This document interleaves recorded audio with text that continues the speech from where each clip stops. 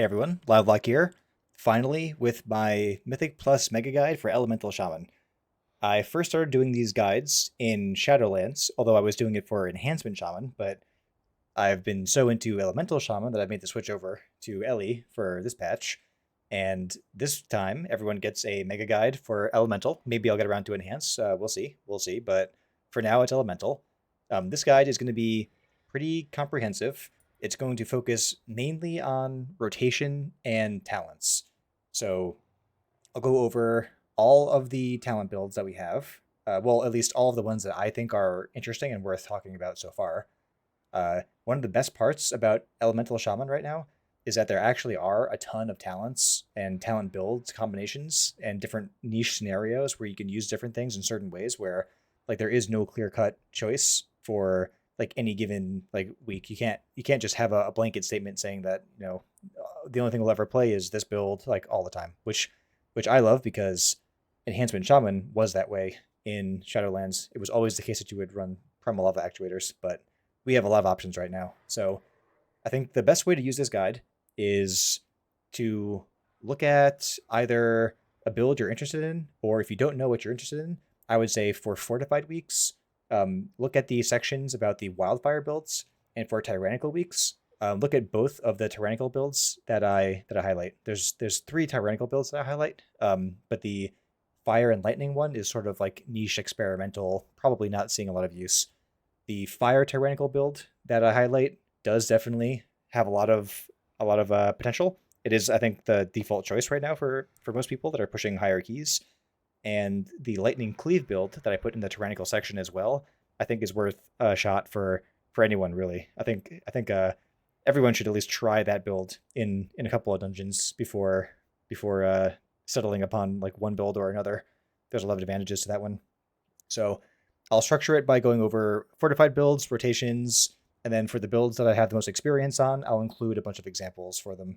I think Wildfire is by far my most played fortified one, my most played fortified build, and the Lightning Cleave build, while it doesn't perform quite as well as the Fire Tyrant build, is my most played Tyrannical build. So that's where the bulk of my examples will be. But I'll give pretty comprehensive overviews of all of them. So buckle up, and we're going to go through a lot of rotation and talent changes. The first build we'll be going over is one that you'll probably be running on most fortified weeks if what we see now continues, and that would be the Wildfire build. Um, I've settled upon this build. It looks like a lot of people have settled upon the same build after doing like a lot of testing the first couple of weeks. I was initially really excited about the Ascendance build, but this one seems a lot easier to make it perform much better than the Ascendance build with. So I'm thinking this is the way to go for most fortified weeks for AoE damage. We'll go over the right hand side first. The key talents here. Take note of Skybreakers, Searing Flames, Magma Chamber, Primordial Wave, and Deeply Rooted Elements. Those are going to be the core of what makes up your rotation. The whole playstyle here is to have as many Flame Shocks as you can. Usually that means going for like an instant 5 to 6 flame shock application at the opener for most of your pulls. And when you have those flame shocks rolling, what you're getting is empowered earthquakes through Magma Chamber.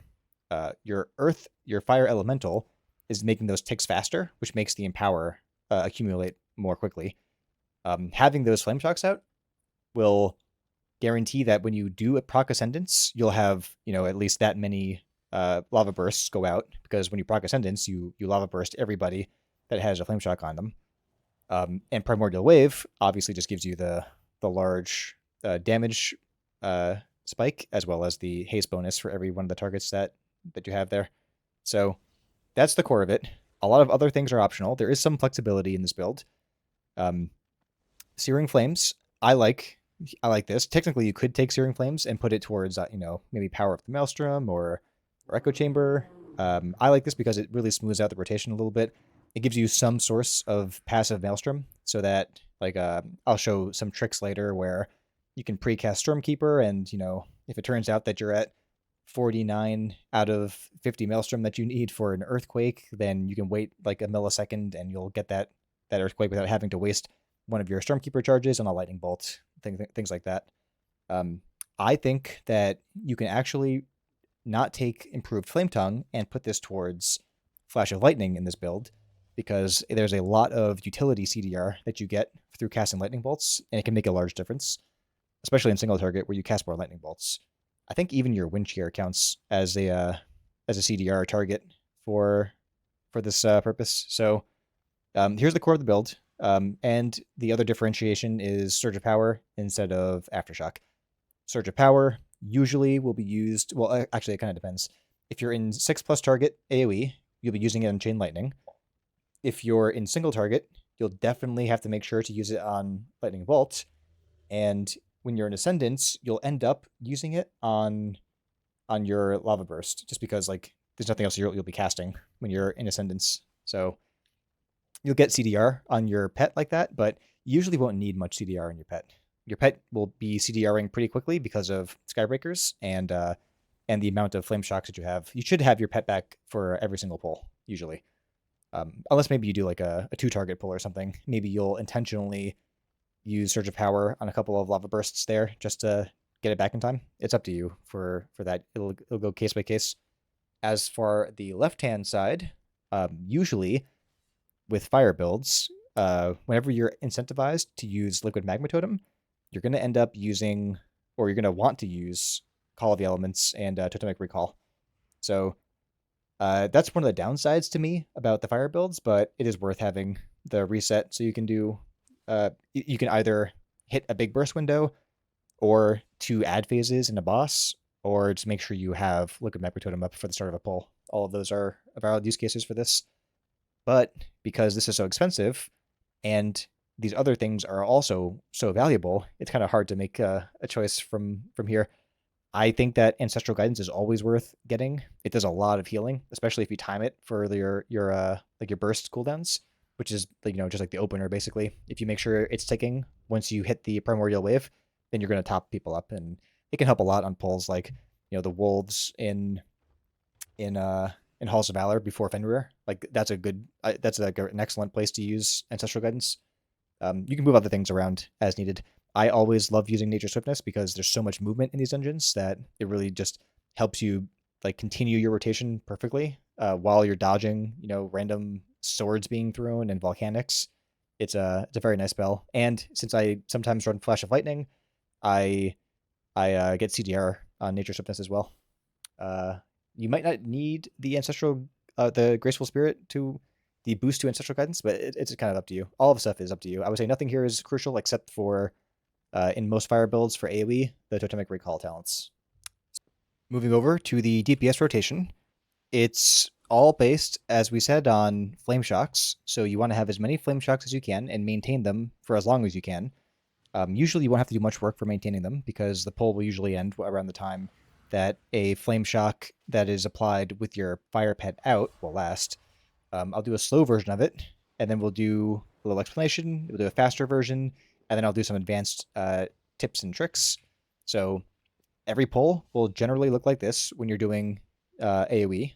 You'll come out, you'll send out your Fire Elemental, you'll Flame Shock, Primordial Wave, Liquid Magma Totem, and then cast a Lava Burst to fish for Ascendance procs, and you'll keep on using your instant cast Lava Bursts until that happens. And when you're in Ascendance, if you don't have any procs for that, you'll use your Lava Beam. So this is the entire like idea, the whole goal of the playstyle. You have Flame Shocks. You use all of your instant cast Lava Bursts to fish for Ascendance procs because you're using deeply rooted elements, and the side effect of you getting those procs will be to extend the duration of all of your existing Flame Shocks and send out Lava Bursts to all of your targets. So I'll do a faster version of that where I'm not talking so much and you can just see what it looks like at full speed without doing anything fancy. I won't use trinkets. I won't use Stormkeeper yet. Well, I'll do that for the next pull. So here. Primordial Wave, Magma Totem, Lava Burst.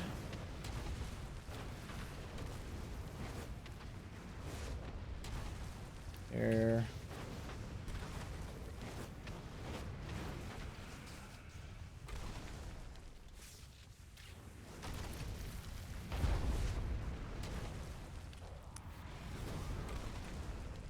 Send out more. You can see that you get your Primordial Wave back really fast. You can often use it twice per pull.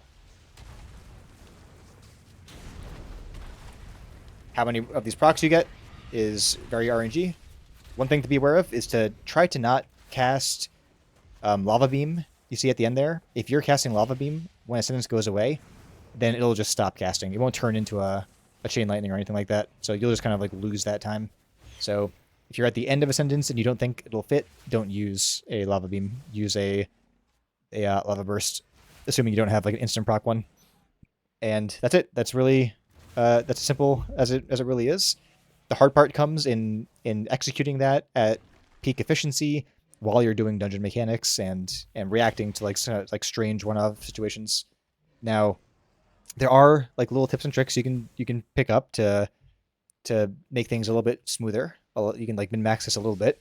One thing I like to do is after the opener, I charge up a Stormkeeper, and I don't use Stormkeeper for as long as I can, and I hope that I get an Ascendance proc.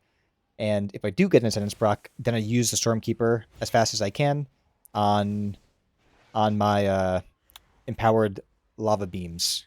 Let's see if we can demonstrate advanced Stormkeeper usage. I will charge my Stormkeeper after my opener, and I will do that to buy time for a Lava Surge proc if I don't have one already, because I will be spamming Lava Surge procs, hoping for Ascendance, at which point I will use my Stormkeeper charges on my my Lava Beam during Ascendance window.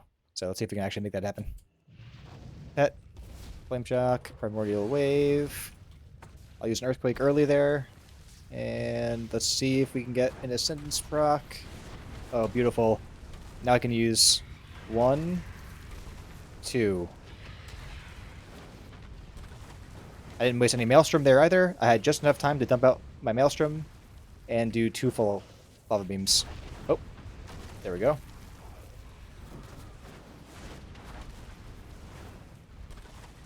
And that's looking like pretty good damage.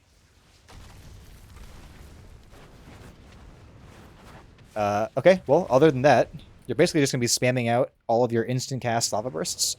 So that was like, after all that, around like 140, 150k, and you can keep on like maintaining from there as well, of course. One of the reasons that I like taking Flash of Lightning is because while you're doing the filler, you're actually getting CDR back on your Stormkeeper, so it makes it a little bit smoother as well. You can do that basically every single pull. It'll bring it down to at least like 50 seconds. As you can see, the damage breakdown from that, let's pull that up. This one, no. This one, no. Surely this one, here we go. So, a lot of Earthquake, a lot of Fire. That's what you're going to be seeing here. Lava Beam does a lot of damage, actually. So, that little trick is nice. Like, basically, there's like no harm, no foul if you do it. Like, towards the end of your window, if it looks like you're not going to proc Ascendance and there's like 5 seconds left in your Stormkeeper, then you'll basically just be forced to use it on Chain Lightning instead, assuming it's an AoE pull.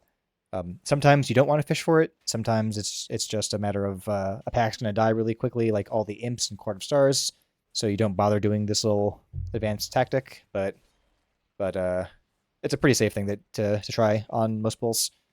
And that's basically the entire rotation. I'll show some examples of various target counts and real world, like, you know, gotchas, things like that. But that is the build in a nutshell. It's a pretty flexible build, not many cooldowns, lots of short things, lots of CDR, lots of like Primordial Wave and Fire Ellie every single pack. It's like pretty nice. Your tank doesn't have to pull a certain way. It's pretty flexible in that regard. We'll be looking at a 3-target pull here. It'll be the first pull in Shadowland Burial Grounds. The idea will be exactly the same as 5 targets. Like, we're going to get as many Flame Shocks out as we can. We're going to set ourselves up for a big Primordial Wave, and we're going to have our Fire Ellie out so we can have everything be as long-lasting as possible and buff our Earthquakes as much as possible. I encourage people to use Spirit Walker's Grace as often as they can, because typically people just don't use it at all. In this case, I was able to use that to cast Stormkeeper while I was running in, so that the melee didn't get a head start on me. If you wait to do any of this, then your melee are going to hog all the damage for themselves. So you've really got to like kind of like snipe them to be competitive. But you can see I start by casting a wind shear on my focus, so everyone should work on identifying like a kick target as soon as possible. Anything really is better than nothing at least. And then I have my pet out. It looks like all three of them have flame shock on them, so I'm ready at this point to probably use my trinket and cast my lava surge. So I've got my trinket down. I have lava burst coming out, which means I now have my splintered elements debuff or buff. So my haste is 95%, and I have PI for this one. So now like I said, the name of the game before is fishing for procs. I guess I didn't have any faith that I would get a proc. I used my chain lightning early, but with this first pull, I know everybody has CDs, so they're gonna like take it for themselves. Looks like there's a couple of guys over in Sanguine, so I use my boop to get the bat of Sanguine, which is definitely a very good utility that we can offer. And then they die. Yeah, so everything's gonna be dying pretty fast on these keys. Unfortunately, we're still in the weird part of the season where things are like hard and easy at different parts, but that was it. Like the goal there was flame shock out, spam instant cast lava bursts at the top priority, and if we can't spam instant cast lava bursts, then and we can't cast lava burst. I think in 3 targets you're going to also probably cast lava burst. Then you fill your time with a chain lightning as a maelstrom builder, and you're obviously going to avoid capping on maelstrom by dropping earthquakes over and over again, and that's going to be your 3 target go to. So now we're looking at a large pull. I think this is a 6+ target pack. So we've got 1, 2, 3, 4, 5, 6 back there. I think they'll be pulled in. The idea is exactly the same. This is like an ideal situation. We want to get as many flame shocks up as we can, of course. I think I actually mess up a little bit and I only get 4 flame shocks out, but it shows you like okay, like you don't have to play it perfectly. You can still do it just like just fine. Um, I get my primordial wave out there. I do Stormkeeper for the same reason that I highlighted in the rotation. Like I want to set myself up to actually have big burst if I do get an Ascendance proc. I fish for Ascendance. I get Ascendance, which is great. I'm probably not kicking here because I'm so excited that I'm an Ascendance with my Stormkeeper still up. So at this point, I know what I'm going to do is try to get rid of some of this Maelstrom so I don't cap too much. Um, so I send out an Earthquake, and my first Lava Beam should be coming out right now. You can see right here, this aggregates all the damage for me. The Lava Beam did 116, and I think this is the Lava Beam Overload, did like a 500,000. So both these together, one button press, that's a 500,000 damage. And I'm running out of time here, and I don't think I can get a second Earthquake Lava Beam in, so I just send out the Lava Beam to make sure I can actually get it before Ascendance falls down. And I end up capping a lot on Maelstrom, but that's just kind of like how it is. I kind of misplayed there, and that's what happens. But what happened because of that was a 730,000 lava beam overload. So that's like in a couple of seconds, that's like 1.5 million damage, 1.5 million damage from 2 button presses. It's kind of crazy. Like if you just like make sure that you're always in a position to and I'm getting like a ton of Ascendance procs on this pull as well. So this felt pretty good. I like somehow I'm actually targeting the one person that doesn't have flame shock on him too. But I'm still helping the team out, booping people from one sanguine into another sanguine. Not getting too distracted with damage, but that's a pretty good demonstration of why you would want to actually like pre-cast your Stormkeeper and hope for the best. Like that thing hits for a ton of damage, way a ton of damage. So that's it. That's 6 targets. That's what you're going to be doing on large pulls. Just try to not stop kicking and things like I did just there because you get too excited. Next up, we have a 4 target pull. The big difference with 4 target pulls is that you shouldn't have to use Flame Shock, although I probably instinctively do. I just haven't broken the habit because 3 of them can be hit with your totem. So same thing. You're going to want to get your pet out, get your Stormkeeper set up, What's the first thing I did here? Pet, Stormkeeper, and I got the totem down. I interrupt. I send out. Oh, I don't flame shock. Good for me. I send out my primordial wave. Now they're all set up, and I don't have a proc. I do have a proc. Cool. Now I go back into the exact same rhythm. I do earthquake, lightning bolt, and then I'm using as many procs of lava surge as I can, hoping that I get an ascendance proc. And whenever I'm left without a proc, I use my stormkeeper charge if I'm not like holding out too much for my cool lava beam trick. Um, but then I go right back to it. Oh, and actually, I should have held out because I would have gotten it. You never know. That's the problem with RNG. Maybe it would have been better in that case to just hard cast a lava surge, sorry, a lava burst instead of preemptively doing that. But it works out, just fine. So big difference there. 4 targets. You don't have to use flame shock. You get 1 global back before you can just do the core rotation of fishing for ascendance. Now we have a 2 target pull. The difference with 2 target is that you're probably going to be treating it mostly like single target. I think as like the last resort, you'll end up using chain lightning to build maelstrom over potentially using lightning bolt. But in practice, you'll have enough surge of powers to spend on lightning bolts that you'll probably end up using lightning bolt to do like a bit more priority damage to somebody. Um, but let's see how we go. So same thing. We're gonna do. I probably shouldn't flame shock there. Well, okay, I don't have lava. I probably should just reset my liquid magma totem instead, but it's not a huge deal. We're going to do what we would do on multi-target. Uh, I use 1 chain lightning there. I'm not sure why I did that. That was probably just a blunder. But I do a lightning bolt after my earthquake to get the big lightning bolt overload damage. And now I'm stormkeepering, which means I'm definitely going to be using lightning bolts after my earthquake, after my earth shock. Sorry. So let's see. I use earth shock, then I lightning bolt. I'm doing like priority damage to one of them. These guys are dangerous, so I want one of them to go away because they both do like dangerous things. So I want one dead as fast as possible.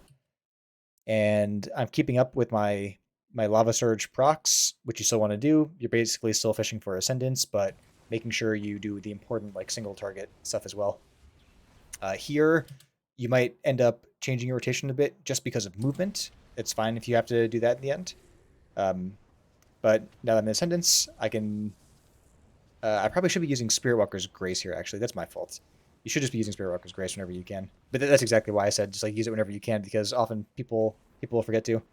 But I find 2 targets is like a little awkward. Like we do have a damage gain from it because our lava bursts will end up hitting more people when we proc into Ascendance.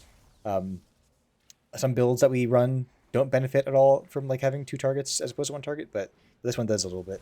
It's not like a rogue. Rogues just do their single target rotation and they magically get like 75% of the damage onto the second person somehow with their like blade flurry. We don't get to do that, but we end up having to mix and match between like single target AoE and like movement enabling spells with whatever the scenario is offering us. So that's how I handle this particular one, although I wouldn't say that this is how I would handle every single 2 target situation. The next build we'll be looking at is the lightning variant of the fortified AoE build. Not a huge fan of this build, but it is close to the other build. It's the other large option you have for 4 to 5 week if you're focusing on AoE damage. It's a very different build. Doesn't use any of the fire stuff that we used from the other build. Instead, we're going Storm Ellie. The notable talents are going to be Storm Ellie, Stormkeeper, double Stormkeeper, usually double Stormkeeper. You can actually go Lightning Rod as well. It does a bit more priority damage, and uh, and it does actually like it'll end up doing like 8% of your overall damage. I think around the end of a dungeon, so it's not crazy to go even on fortified weeks to go Lightning Rod. I just think it's more fun to build to have 2 charges of Stormkeeper. Echoes of the Great Sundering, which means you have to weave a single target spender in between each of your earthquakes. Elemental Blast, for me, unfortunately, I think that this makes the build a little clunky for my liking. Elemental Equilibrium, because you'll be also weaving in Ice Furies to do the buffed debuff, the nature damage debuff on targets. You get an additional 15% nature damage, so that's all of your attacks in this build, basically your earthquake and your in your lightning damage. Other than that, Mountains Will Fall, not a very important talent. I think in the end it'll be like a 3 to 5%. We'll check at the end. Usually it's like 3 to 5% of your damage is going to be like the overloaded lightning, earthquakes and elemental blasts. And that's basically it. Oh, of course, empowered primal elementalist. So I'll just go over high level what the rotation will look like. Slow speed. I won't use Storm Ellie for the first one. I'll save him for after because his cooldown is very long. So what you're doing is charging up Stormkeeper, Ice Fury. You're sending out your cleaved Frost Shock, and then you're getting Maelstrom. You're using Elemental Blast, and then you're using your Earthquake, and you're doing that over and over again. Oops, well, I missed my Stormkeeper charges, but just that's okay. For now, I'm just explaining. And now you're keeping the buff up over here. So this lasts about 30 seconds. So you're going to have to press your Flame Shock 4 times. So you'll have 4 charges of it. And you usually, at the start of a pull, will be able to cast like Frost Shock, Elemental Blast. Maybe you'll get lucky because we're using Aftershock right now. Maybe you'll get a refund and you'll be able to instantly do an Earthquake. But at that point, you'll have to recast your Frost Shock again and then rinse and repeat. So I'll do another one of these just where I don't let things fall off. There. Frost Shock, Elemental Blast, and I got a proc. Excellent. Reapply Frost Shock. Use one of my charges of Stormkeeper. Perfect. Use my Stormkeeper charge. Reapply Frost Shock. Elemental Blast. There. And reapply Frost Shock. Elemental Blast. And let's see if I get a proc. Nope. Now I have to hard cast this to get enough Maelstrom for Echoes. For the Sunder. Echoes of... Echoes of the Sundering, right? Echoes of the Great Sundering, yeah. That's the core of it. That's the mechanism by which you empower your Earthquakes. With the Fire build, we were empowering our Earthquake damage through our Magma Chamber. Here we do it through weaving in our single target spells. I'm trying to get away from these warriors destroying everything. I'll do another one using my Storm Melee, which is a big cooldown. The only thing with Storm Melee that you have to keep in mind is he has a move that you have to cast manually or he won't use it. It's called Tempest. But before he uses Tempest, you have to make sure that he uses this other buff that he has already. So in my UI, I track both of those. I wait for him to buff himself with that ability, and then I use Tempest myself. So let's see what one of these looks like. I'm starting from 0 Maelstrom. I'll do Stormkeeper, Ice Fury, Pet. There. He used it. Instant cast. There. Reapply my Frost Shock buff. Elemental Blast. Now I have to manually farm this back up. Reapply my Frost Shock. Elemental Blast. And Sundering. Frost Shock. Let's see if I can get one more in. Maybe if I get lucky. I did not get lucky. But that was it. So I'll keep it going actually a little bit just because I want to highlight how this build is less consistent to me than the previous build. Because by the time we get to a minute, I'll fall off pretty dramatically here. So I can maintain like 130 to 150 based on my procs. I'm kind of messing up here, but that's fine. You get the point. Like I'm already dipping way down, right? It's a lot harder. You're way more dependent on your cooldowns in this build. Now you have 2 charges of Stormkeeper potentially, so that makes it a bit smoother. But I haven't been able to get this build to perform as well as the Wildfire build, and I suspect other people haven't either, which is why we're seeing a lot of Wildfire build. Wildfire build is really flexible. You don't have cooldowns really. You can do the same thing every single pull. Lots of instant casts. This one, having to use Elemental Blast, which is unfortunately a pretty big DPS gain for this build, makes it a good bit harder.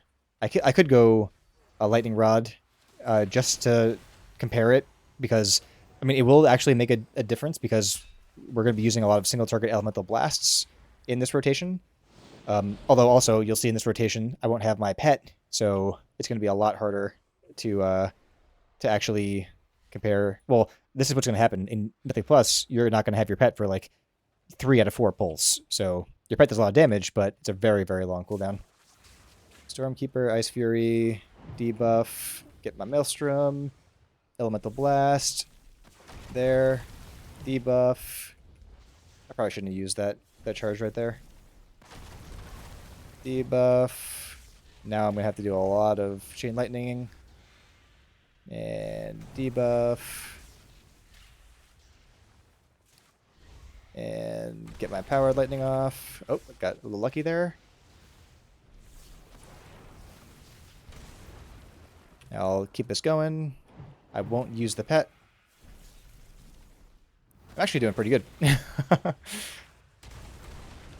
see. Keep it going. I'll do an instant one of these. Nature Swiftness is very vital for this build. I can't imagine running this build without Nature Swiftness. The cast time on your Elemental Blast is just kind of nuts. So, around 120. So, not terrible. Wasn't as good as Wildfire, and I did a lot of casting. Like, that was like every single ability I was doing there was hard casted. I was just planted here, and if you've done any keys so far this season, you'll know that the opportunity to do that is not always forthcoming. And with this build, you can't get Flash of Lightning either. Like, there's nothing that you can sacrifice in this build to get Flash of Lightning. Like, maybe you could sacrifice one of these, actually. That would mean that you had an 8% buff instead of a 15% buff with the lightning. With the weaving of all of your spell schools every 30 seconds. That would be maybe okay to get a Stormkeeper. To get that like back in time, or maybe to also farm up your Spirit Worker's Grace in time, so you can use it more to cast more. But I find it to be very clunky, and even worse than that, like we'll see over here, if we do the single target version of this. Let's do the single target version will be similar. We're going to use we don't have Surge of Power, so we can't empower our lightning bolts. We can't actually get any additional single target benefits with the lightning bolt at all. So what we're going to do is we'll summon our pet. We'll do make that mistake. We'll Frost Shock, use our pet's thing. Now we're just like hard casting lightning bolts. Yeah. I'm pretty sure it's still a DPS upgrade to do a full casted Echoes. But I'm not sure. I haven't been keeping up with this build's optimal rotation in single targets. So 30 seconds, we're going to drop off pretty dramatically here. This build is definitely not a good single target build. Let's see. We'll go for a minute. Instant cast Elemental Blast. There. We're going down towards 30k. Yeah. So 30k. Not very impressive. Another reason that I prefer to use the other build. The other one will be about 5k higher in my experience. And if you get really lucky with Ascendance procs, they can go like way higher. Like you can get like 40, 45k with that build, and it's like not geared for a single target whatsoever. So that's very nice. This build is simple though, and you don't have to think too much about what you're doing. It's really just going to be alternating in between Elemental Blast and Echoes of the Great Sundering empowered Earthquakes. The only thing that you have to do is make sure you keep up your little maintenance buff with Ice Fury, and that's as simple as it is. And then you decide for yourself, maybe play around with like, this could be an interesting build. Like, if you take a little bit of a damage loss with your Elemental Equilibrium, then you'll actually be getting a ton of CDR on your Stormkeeper. So if you have 2 charges of Stormkeeper, you might be able to just like always dump out your Stormkeeper charges like constantly. Let's do a quick test with that to see how much higher it goes and what the CDR looks like. Okay, so let's do this experiment here. We got our pet, our Stormkeeper, Ice Fury, Frost Shock, pet ability. Get that up. Send that in. There. Apply our debuff. There. Let's use our trinket too. Why not? Here. Now, we will use our other charge of Stormkeeper. Now, let's see. Oh, I shouldn't have done that. Keep on applying our buff. And keep our Frost Shock up. We are about to get back Stormkeeper. Let's just throw it in. Oh, and we got our instant cast Brock as well. And another Earthquake. And we should have enough for Earthquake afterwards. So that's not too bad. That could be a pretty fun playstyle, I think. Everything that you're doing is getting you back CDR on your nature spells, and you depend heavily on those right now. So this could be kind of fun, actually. But it's still a lot more rigid than the other build. Like, I was so hard casting every single one of those abilities, and I can't imagine having to do that and moving around with all these mechanics and like volcanic and quaking weeks. Like, this is going to be a very tough build to make it perform well, and it's already like not really performing amazing relative to the other builds. So use it if you want to. This is what the build is like. Simple rotation. You can change it up every once in a while. Maybe it performs better with like really large pulls or something like that. But there aren't even that many large pulls so far in Mythic Plus in Dragonflight, so I wouldn't bet on it. It's okay. Use it if you want to.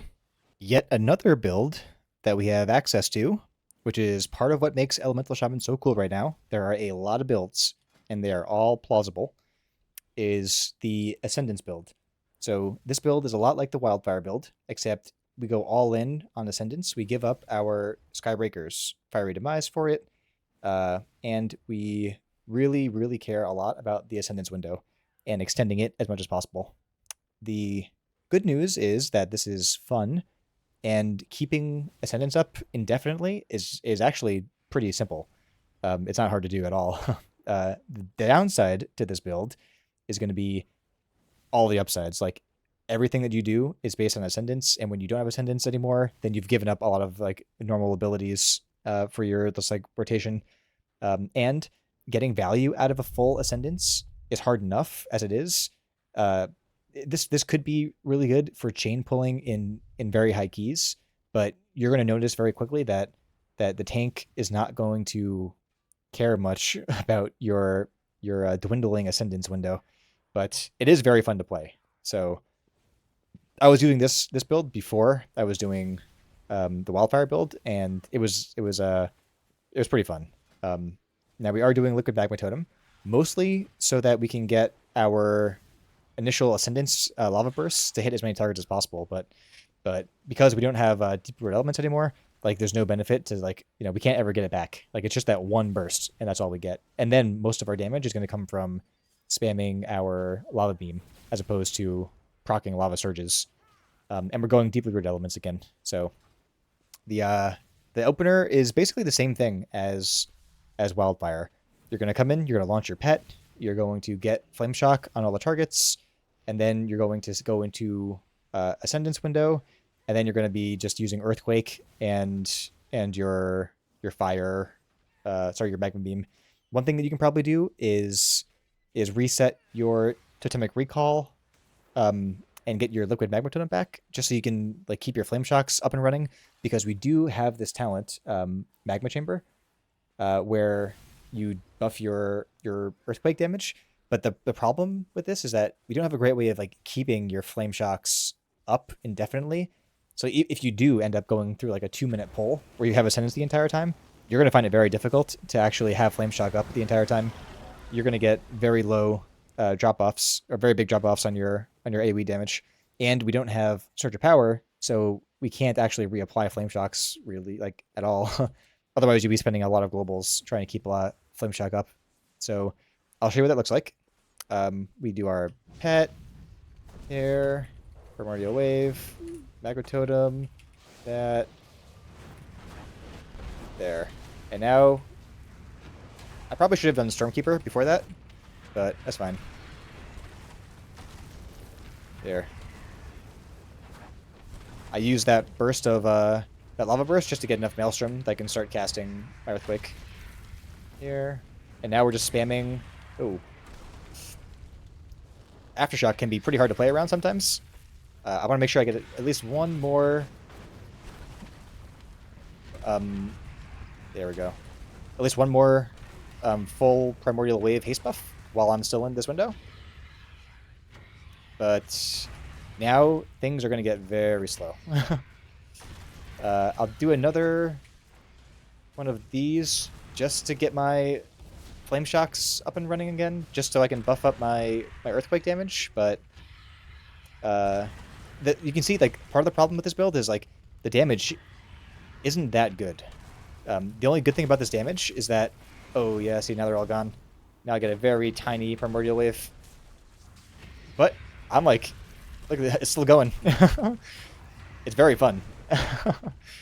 But yeah, like I said, part of the problem with this build is that the damage isn't good enough to justify... Like this cooldown isn't that good. Like, my damage is still comparable to what it was with the other two specs that we went over. The other two builds. And I'm paying a big cost for it. Like, yeah, I can be infinitely in this window, but now my Flame Shocks are gone, which means my Earthquake is doing less damage. I did do a larger spike in damage, most likely.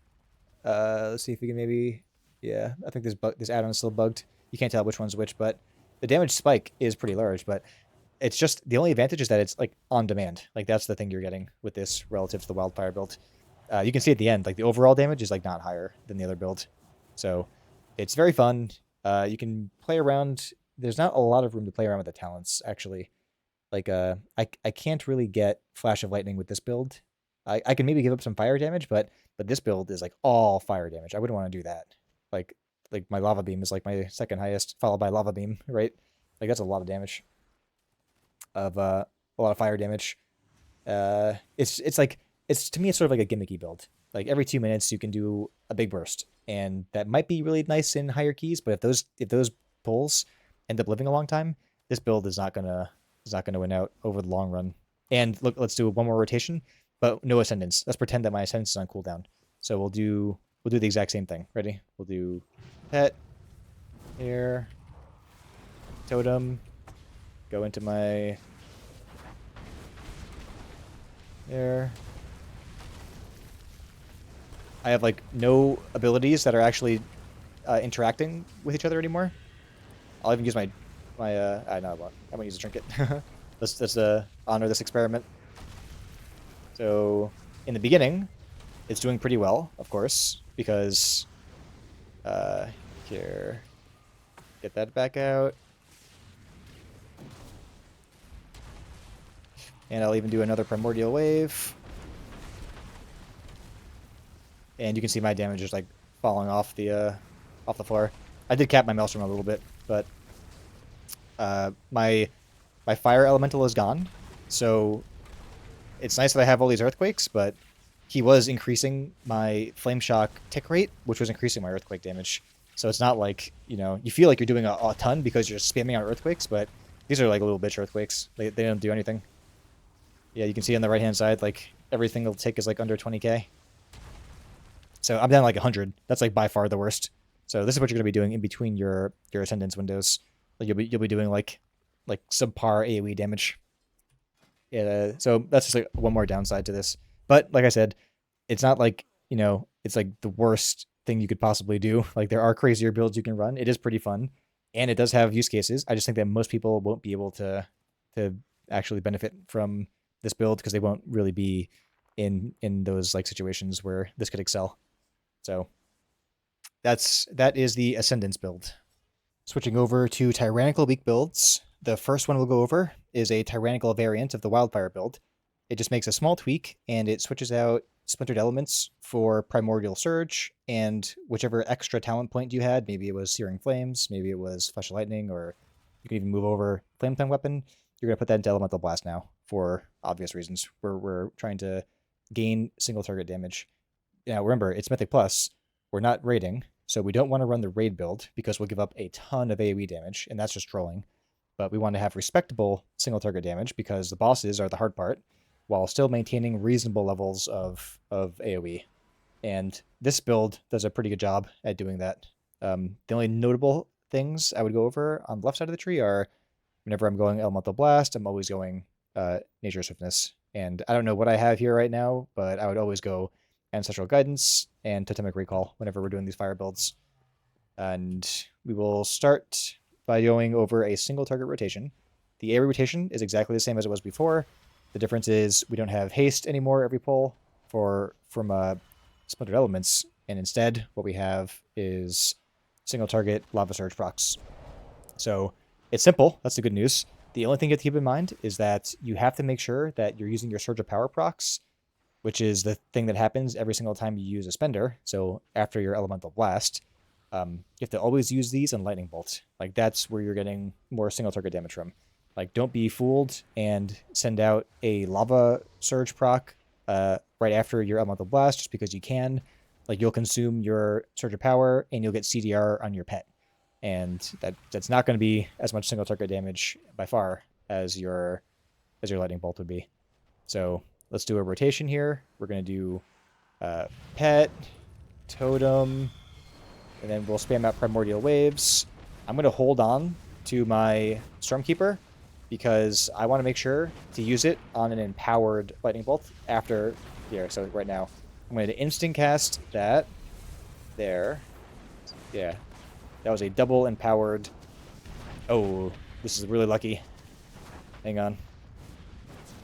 And I get both double empowered Lightning Bolts there. And we're getting a lot of procs. This is nice. And now we're going to go into... We're doing really good, actually, right now. This is a favorable... This is very good RNG. Let's see. I'm going to make sure to consume all of the... Now I have this timer here to make sure I don't munch procs. I got it. There you go. Every 3 seconds you get a... So look, let me explain what just happened. We're going to stop. A minute, 48k single target DPS. That is very good. So every 3 seconds you get a instant cast Lava Burst, and you don't want those procs to be overridden because, I mean, that's the whole point of the talent. If you do let those be overridden, then you're getting no benefit of the talent. And it is a big DPS boost to actually consume all of those procs. So what I was trying to do was send off an Elemental Blast and a Lightning Bolt in between one of these procs and still get off like the next proc, not waste any procs. And I was able to do that just fine. And I was up around like 48k at the end there. And you can see Lightning Bolt is actually doing like a lot of damage. It's almost doing as much damage as Elemental Blast.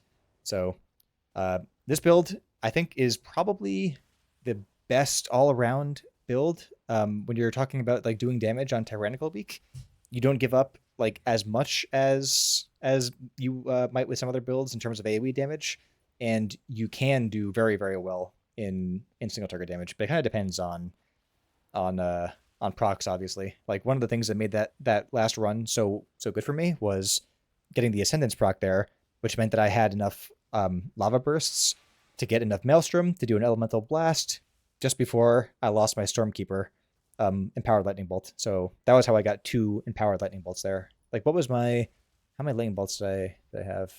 So yeah, 2 of them. But you can see the 2 big ones at 20 seconds and 34 seconds. Those did a lot of damage. The downside, though, with this build is always a downside with Elemental Blast, which is it exists.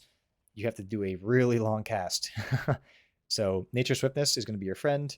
Maybe even, it's hard to say. What's your fire damage breakdown here? Lava Burst is your top damage. I feel like with this build, you probably have to go Flame Tongue Weapon. But yeah, it's tough. You can maybe play around with not going Skybreakers, going more Wind Speakers, then you're guaranteed to have more procs. But the problem with that is, with this build at least, like, you're not casting that many Elemental Blasts. Like, let's see, like in that run, I had 4 elemental casts, 4 casts of Elemental Blast, and 2 of those I think were during my Primordial Wave window, which meant that if I had gone with Wind Speakers, then those procs that I got would be wasted, like, because I'm already getting procs, right?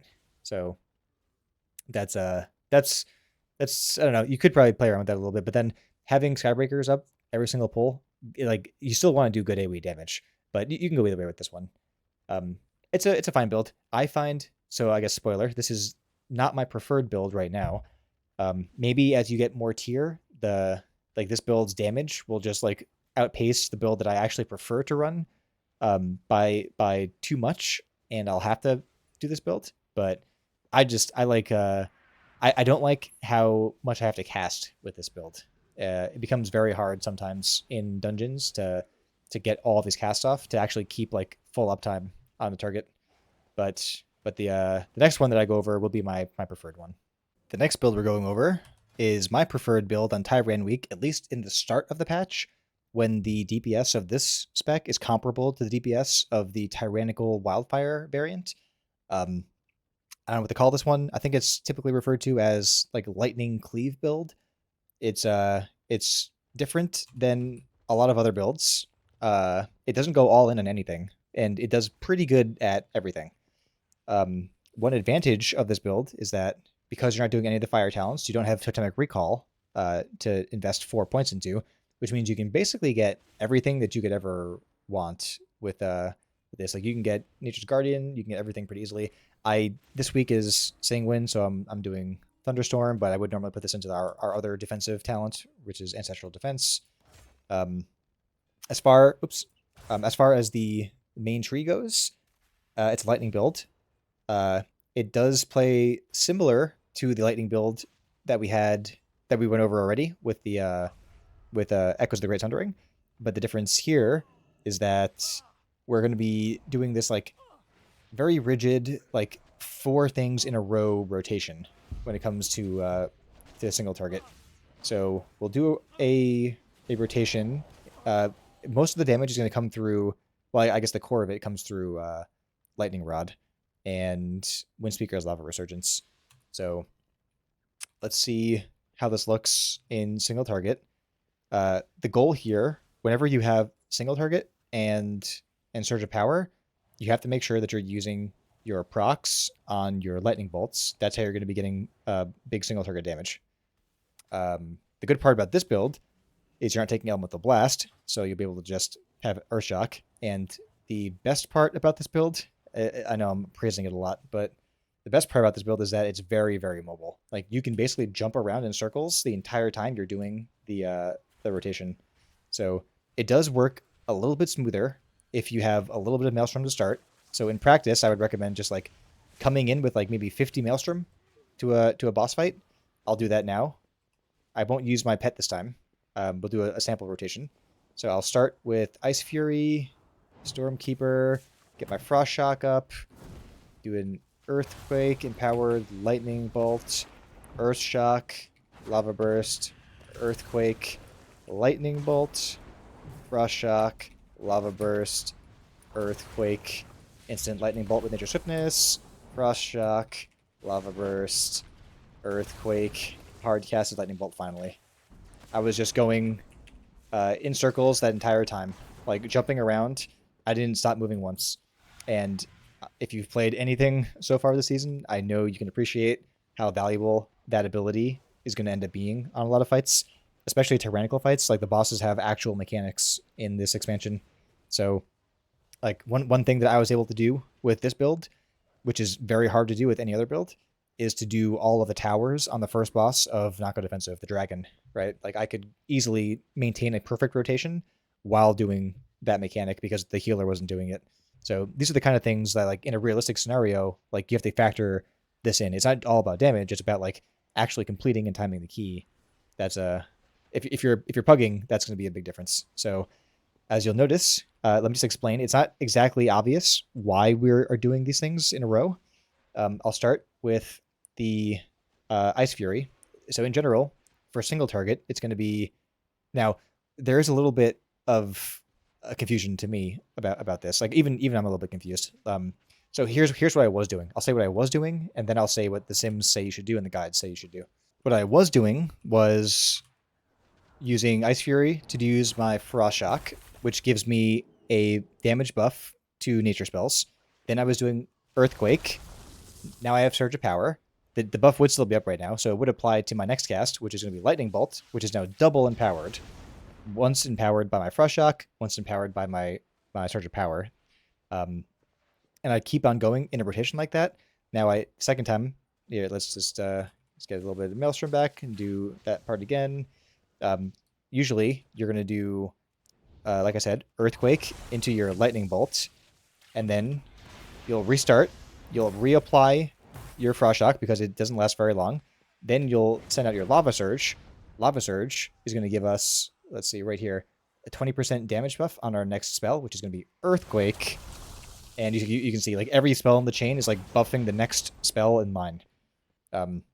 Now, the Sims say that you should be doing Frost Shock into Earthquake, into Lightning Bolt, into a Lava Burst. So basically, they're switching around the order of the Frost Shock and Lava Burst. I think there's like some latency technical reason why that's true, but like logically, the way that I stated it would make sense if it actually was optimal. Like you want to, you're gonna get something for using your Lava Burst. You're gonna get some damage buff because we're using what is it? I forgot which ability is giving it to us, but our next thing is buff by 20%. So what do you want to spend that 20% on? Like if it's going to be a single target, then you're definitely going to want to spend it on Earthquake. But there could definitely be like some weird thing where like you double dip into something because of latency. I'm not sure, but I'm just doing it this way for right now, and I don't see big differences one way or another with it. But keep that in mind. Like depending on when you're watching this, you might want to just go back to the guides and see if they've like clarified this, or like how big is the DPS difference. It could be negligible. Let's do a full speed rotation using the rotation that I prefer, which actually makes sense. So we're going to wait for that to reset. We're going to do our pet, Stormkeeper, Frost Shock. Oh, Flame Shock first. Frost Shock, Earthquake, Lightning Bolt, pet ability, Frost Shock, Lava Burst, Earthquake, Lightning Bolt. Frost Shock, Lava Burst, Earthquake, Instant Lightning Bolt. Frost Shock, Flame Shock fell off, reapply, Lava Burst, Earthquake, and now we have some downtime. So we're going to get a little bit of Maelstrom in, then we can pick it back up again. Frost Shock, Lava Burst, Earthquake, and Lightning Bolt, Flame Shock. Frost Shock, Lava Burst. Still jumping around like an animal. And this is literally all you're doing. It's like pretty good damage, and you are incredibly mobile, which is very, very valuable. I would not undersell the value of you being able to jump around like a monkey during your entire rotation. And we end around 38 there. 37, 38. It's not as good, for sure, as the Flame build. But on average, it'll perform, I think, for most people, very, very comparably, with a lot less effort, and with the ability for you to get a lot more utility way more easily, and do a lot more mechanics for your pug. And actually, the difference between timing a key is not going to be like your 3k DPS, 3 to 5k DPS differences in your single target build usually. Like it's going to be like everyone died 10 times, because no one could get the last lightning orb on the elemental boss to not go defensive. And you're able to just run around, grab all the lightning orbs, keep your entire rotation up, full efficiency the entire time without having to waste any brain power on that stuff. So there's a lot going for this build. I wouldn't dismiss it so steadily.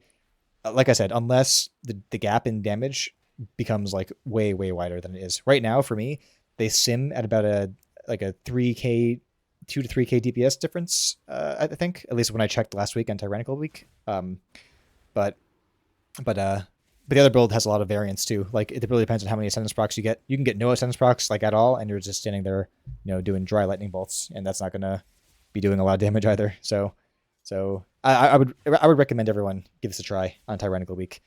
It takes a little bit to get used to. I guess it's worth also noting that the rotation differs a little bit when you're talking about trash on Tyrannical week. You're gonna slightly shift things around. If it's 6 targets, then you want to make sure to actually get your Surge of Power to proc off of your, or to be consumed on a Chain Lightning, because that's actually a DPS boost. But for here right now, there's like only 5 targets, so that's not the case. So that basically means that our Surge of Power like doesn't really mean anything for this pull. But I'll get a little bit of lightning. One downside is that like it really like does benefit from being prepared for a pull. Like you don't like if you come in with 0 Maelstrom, it's like it takes a little bit to actually get it going. But the big difference if you're going for a trash pull is you're going to want to flip around the order of Lava Surge and Frost Shock. You want to empower your Frost Shock now instead of your Earthquake, because Frost Shock is hitting multiple targets. It's going to be doing a lot more damage. So here, let's do this. And there.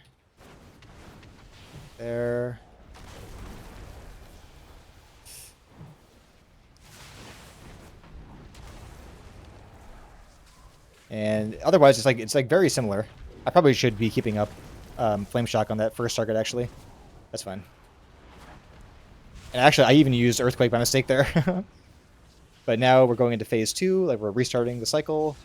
Frost Shock, Earthquake, Lava Burst, Frost Shock, Earthquake, Lava Burst, Chain Lightning, Frost Shock, Earthquake, Lava Burst. That's the idea. I messed up a lot, as you can tell, but it definitely shouldn't be doing as much damage as our other AoE builds. Like I'd probably be around like 100k. I could do another rotation as well, but it's not like built for exceeding in either single target or AoE. It's just built for like doing pretty good at both of them.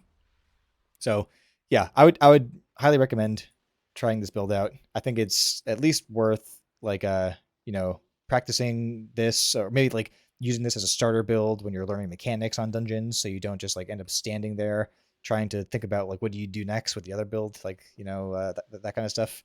Um, Also, it's pretty fun just being able to like literally jump around like during the entire rotation. I am a chronic AD spammer, so that's why I like it. But yeah, that is what do I call this? I call this the Lightning Tyran Cleave build. I don't know what to call this thing, but here it is. This is it. A great example of the Lightning Cleave build. The advantages of the Lightning Cleave build are, well, here the Overgrown Ancient boss.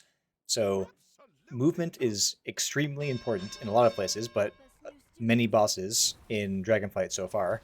And you can see here, with a little bit of setup, I can guarantee myself like 20-second to 25-second blocks of not having to actually cast at all to do my damage rotation. So I'm doing, right now I'm doing the rotation that I went over from earlier. I did a Lightning Bolt after an Earth Shock. Now I've got my Frost Shock up, and I'm doing my Lava Surge. I'm going to go back into Earth Shock. I think I make a little mistake here, and I do use my my Stormkeeper on single target damage. Basically, I'm using it for movement. But I probably could have saved it for the ad phase to get a lot more damage out. But look what the consequence is. Like, I'm able to do my full rotation without doing any Spirit Walker's Grace, so I can save Spirit Walker's Grace for like later on in the fight. I use my pet for the ads instead, and we're doing like very good damage still. And now there's a lot of like on the spot decision making. Like, okay, now we went from 1 target to 1,000,000 targets, so now I'm going to weave between Earthquake and Chain Lightning. But this entire fight, like I am just like chilling on movement. Like all of these things are very easy for me to do. Like I'm still doing my full rotation. I haven't missed any casts whatsoever.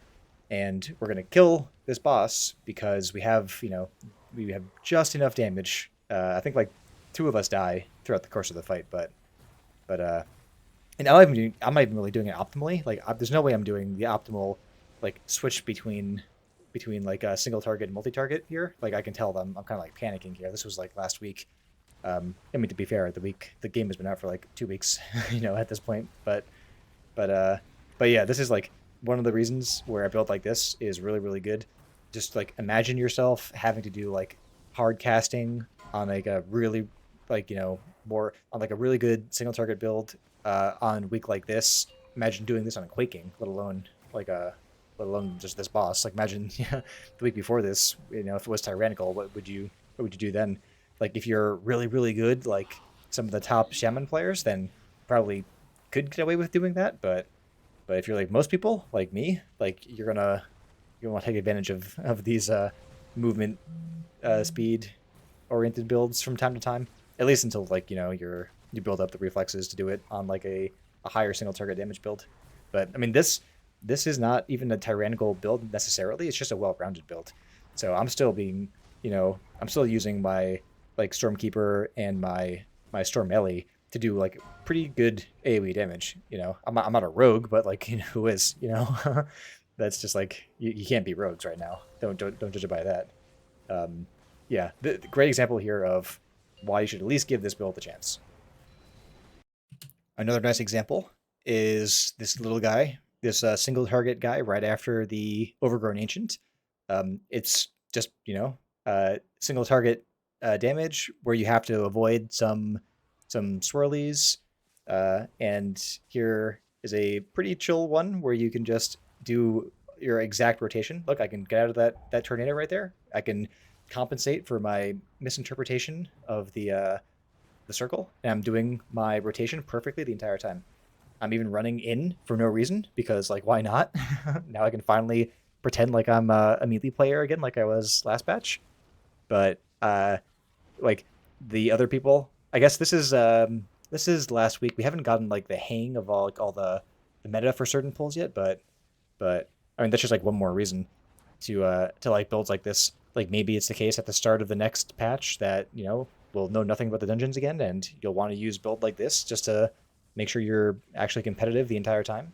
But I mean the damage is like still decent. Like for no cooldowns, just doing like a single target thing, like in between two bosses, it's it's very very respectable.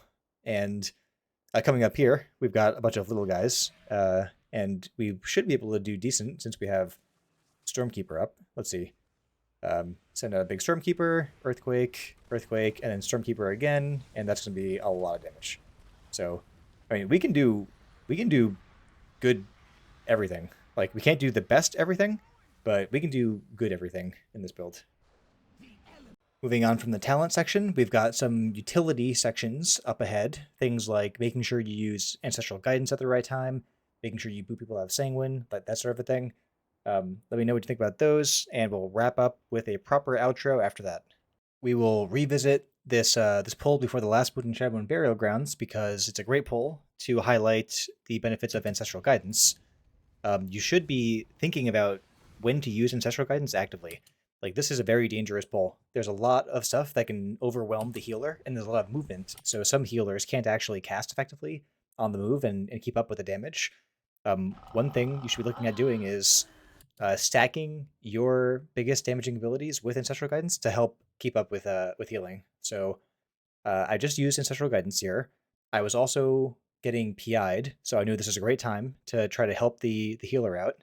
Um, I'm doing, in this case, what is this? This is Fortified week. I'm doing the Wildfire build, so I'm following all the normal rules that we use for Wildfire. I even use my trinket to get a little bit more damage going through, and the bars are looking not too bad now, right? Like a second ago, they were really terrible, but now they're looking not too bad. And you can see on the healing meter, uh, in that 10-second window, I'm doing upwards of 400,000 healing across the entire party. So it's a very non-trivial amount of healing, and you should be using this as much as possible whenever you can in any of your runs. Just keep an eye out for like like you have to learn what the most dangerous pulls actually are in the first place, so you can help your healer out. But once you know that, and you'll pick up pretty quickly. Like this is pretty scary, right? Make sure you're actually using these abilities. Here is a seemingly obvious one, but not always to some people. This week is a Sanguine week, and one thing that you should be doing on Sanguine week is picking up your Thunder Blast or whatever it's called, your big boop, without modifying it to knock up, so you can help out with Sanguine. You can see right here we've got two mobs with two different, very different health pools. one of them is going to die before the other one, and it will drop Sanguine, and it will only make this pull take way longer than it would otherwise. So the second this thing is dead, you just want to shoot that thing across the world. Like, get out of Sanguine. Now, when you're doing this, make sure to not shoot them like into another pack, obviously, but you definitely want to be helping out as much as possible. Like the value of that doesn't show up on the meteors anywhere, but when you have one mob hanging around for half for like I don't know an extra 5-10 seconds because of Sanguine, like that adds up to a pretty dramatic amount over the course of a dungeon. We'll also revisit the wolf poll because these wolves are extremely dangerous on fortified weeks. So if you're looking for places to learn to use ancestral guidance, then this is like one of those packs where like look at that. Like if two wolves attack the same person, especially a clothy, like that person's dead. So any healing that you can get out through ancestral guidance on particularly like the 3 and 4 wolf packs, like you make a very big difference. And this is going to be like over the course of your healing, you did in my case at least like 300,000 healing to the party. So that's like this is healing, not over healing. That makes a very big difference. You're probably going to save someone's life because they're doing roughly half of people's HP at the current key level that I'm doing. Any healing might be the difference between life and death for a party member, and then of course a 10-second res and 5-second penalty and so on. Here's a weird one as far as utility goes. You have pretty good priority damage in this build. So in this example, we've got one left over from a previous pull. We wiped and we had 2 mobs, and then this one got a little bit of Sanguine healed, and everybody else is going on to the next pack, and this guy is almost dead over here. So in these situations, what you can do is just make sure to be the one that's killing this guy that's way over there. There's like an archer in Narnia, and no one can hit them because we're all melee. So I don't know if people don't know about this. Actually, I'm not sure how this ended up happening, but right now I'm splitting my attention between both of them.